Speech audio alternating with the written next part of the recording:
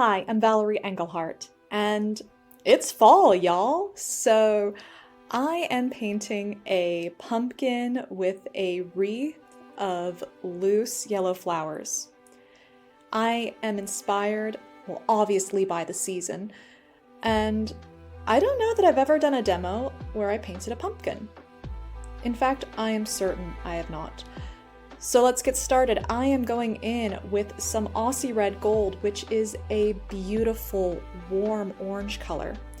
And I started with a few brush strokes to suggest those bumps on a pumpkin.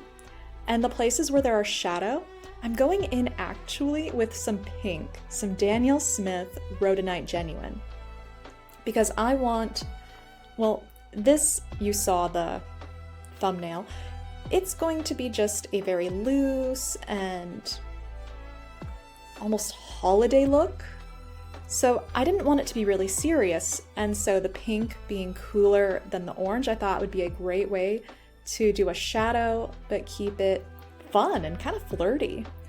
I went in with just a bit of brown. That particular brown is Rockwell Art Landmark. And that brown has some red undertones, which I thought would look nice with the piece. And then I went and dropped in a little bit of orange just because I do like color harmony.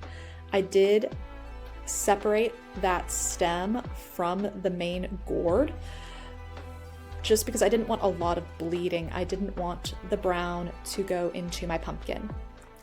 Now I'm picking up some cadmium medium hue with my size 10 round brush, and I am just dotting it and flicking my brush around, creating the illusion of yellow flowers. And true to form, no sketch. So I am just eyeballing this and going with my heart and listening to really funny YouTube videos in the background.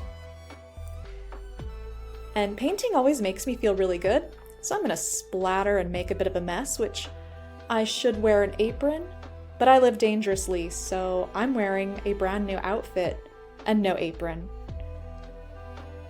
And luckily, because you guys can't see me, you all don't know what kind of mistakes I make in my wardrobe, and why I never should wear brand new clothes, or the color white. So I'm going in now with a warm green. This one is called Fall Story, which, I mean, perfect for the painting. This green is warmer, and when it separates, there's like a golden orangey tone, which golden orangey pumpkin, perfect combination. And I'm going in and I'm putting that color in between some of the orange and the yellow areas. I only sped this video up a little bit so you wouldn't get bored, and honestly, I'm starting to wonder if I shouldn't have done that. I'm going in now with a size 2 liner brush, or a rigger brush, and I've picked up some of that Fall Story, and I'm just making little sprigs, twigs, viney bits, just to add more interest to the piece. But in this, I'm keeping everything really loose. Those yellow flowers, we really only know they're flowers because we've got the greenery surrounding them. It's a wreath, so our imagination just fills in flowers. I'm not going to go and paint in petals or even centers because the star of the show is the pumpkin, and this is really just a nice little light exercise. This video is going to come in at under 10 minutes, but the time it took to actually paint this was roughly 15 minutes. And it was all done in one go. I didn't let the painting dry before moving on to another section. This was all one take. And so if you're one of those people who has trouble finding time to paint, a little pumpkin with a flower wreath is a perfect one to do, because I didn't have to go squeeze out new colors. I didn't have to go test anything. I just grabbed a couple of my palettes and went to town and had some fun. Right now I'm doing some lifting on those segments of the pumpkin. So I don't do it right away because when the paint is super wet, if you go try to lift, you're just gonna introduce water, the paint's just gonna move around. So if you want that lift effect, you do have to let the paint dry a bit first. And so that's why doing the pumpkin, then doing the foliage, then going back to the pumpkin, and now I'm moving back to the foliage this time with a cooler green by Rockwell Art, and this one is called Tree Sprite. And Tree Sprite is a green with some purple undertones. And when painting, it's really great to obviously have one color dominate or one like tone. So this is a very warm piece, but if you want some of those warms to pop, add some cool color. And so this green, I already have green in the piece, but I'm cooling the area down with a cooler green, and it's just more visually appealing.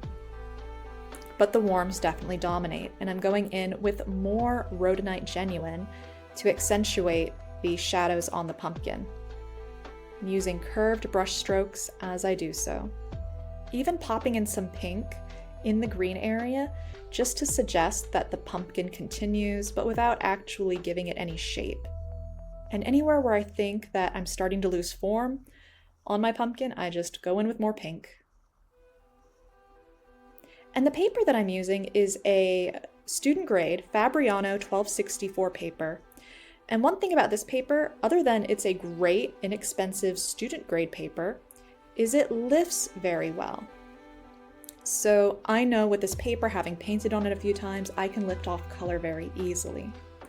Going in with more landmark, I want to make that stem area darker, particularly where it meets the pumpkin. But the area is still pretty wet, so it diffuses quite a bit. But I just keep going because I do want a little more depth there. And another little tidbit of info, for lifting, you can always use your paper towel. Just don't rub it. Press and lift. Press, lift. Because if you start to scrub, you can damage the paper, you can create mud and smudge, and it's just... But when you have a focal point, have that be the area with your greatest value contrast. So my pumpkin has some of the lightest values in the art as well as some of the darkest, and they're really close to each other. I've dropped in a little bit of Tree Sprite so that I marry that wreathy composition to my pumpkin without actually putting it on the fruit itself. And all that's left is to sign and let it dry. And here's the finished painting. So if you liked this video, press the like button so I know to make more like it. And if you want to see more, subscribe because I make videos every Monday and Thursday.